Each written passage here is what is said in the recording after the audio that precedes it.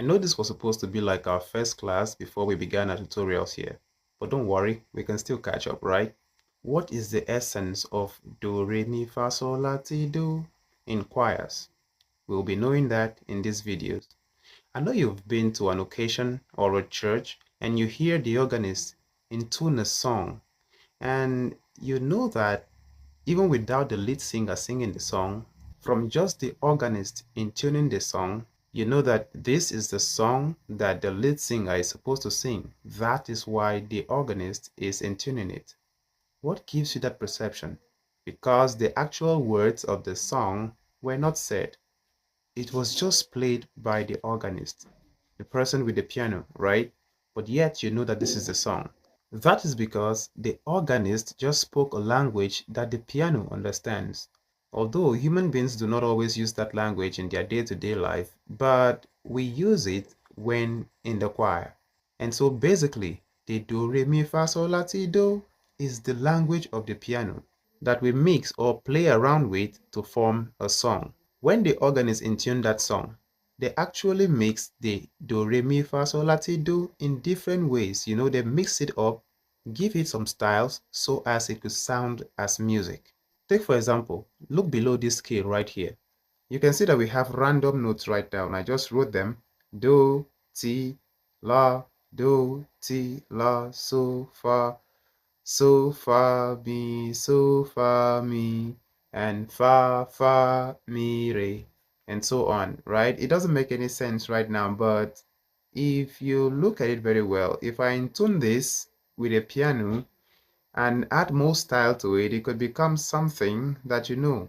I am using this example because it's a very common song that people know, and that is, Jesus, you love me too much, oh. Too much, oh, too much, oh, excess love, oh. The excess love that you know by Mercy, right? So you can see that this do, re, mi, fa, sol, la, ti, do is all found in these notes that we have written down here. They are just mixed, right? That is why we said that when you mix the scale, when you mix the notes, that is you forming a music. That is you forming a song, okay? Because you're actually building up a melody of a song when you mix the scale. But when you just read do, re, mi, fa, sol, la, ti, do, it's just a scale. But when you mix it, it becomes something melodious, right? Let's go to the piano now and try playing these notes that I just wrote down here. Okay, we are on the piano. So let's go up to our keys here and activate the do, re, mi on the keys. You can see that on the keys, we now have do, re, mi, fa, sol, la, ti, do. So what we wrote there is,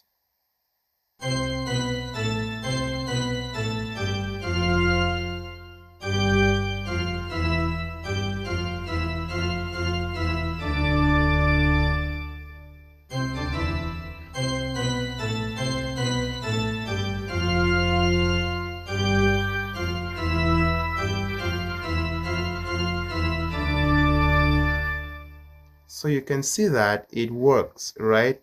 Do, ti, la, so, fa, mi, fa, mi, re. Let's say, for example, the person who wrote that song, which is Mercy Chinwo, existed since 1910, which is like 115 years today. It is impossible for that kind of a person to still be alive today. And let's say there were no audio devices, no recording devices as at that time.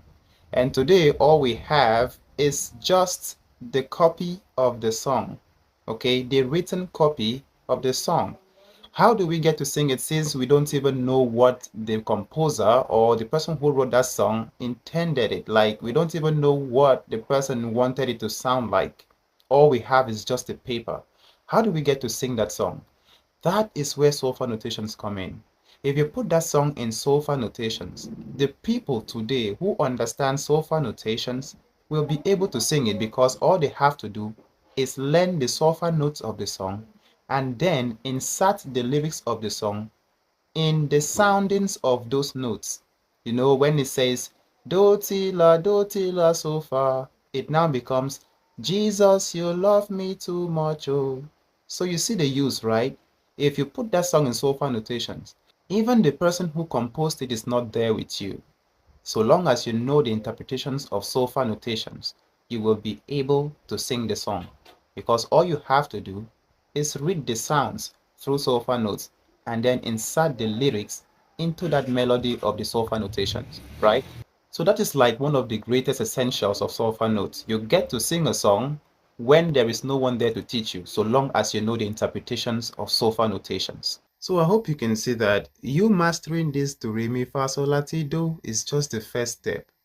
Your ability now to mix it up and still sound the notes just the way they should be sounded, that is you making music actually.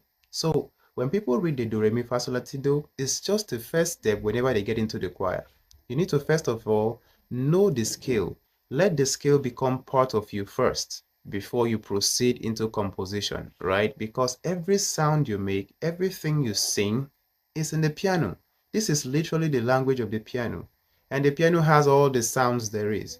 So it is easier that when you understand this scale, you can turn it into something musical with time. Okay, so this is just a beginner class. That's why I had to let you know what you'll be learning actually, like the tutorials we've been doing. What are they for? I mean, this is like the actual essence, okay, for you to be able to sing songs, make music with this skill. All right, so thank you for watching this video, and if you have any further questions about why do re mi fa sol la ti do, leave it in the comments and I'll answer to it.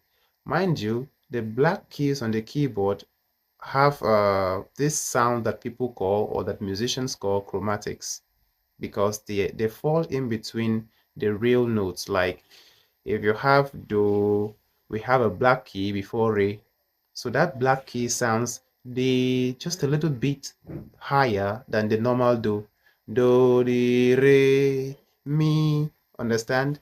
So they fall in between the normal do re mi fa sol la ti do. That is a chromatic scale. We'll be doing that later on, so stick around and see you in the next one. Bye.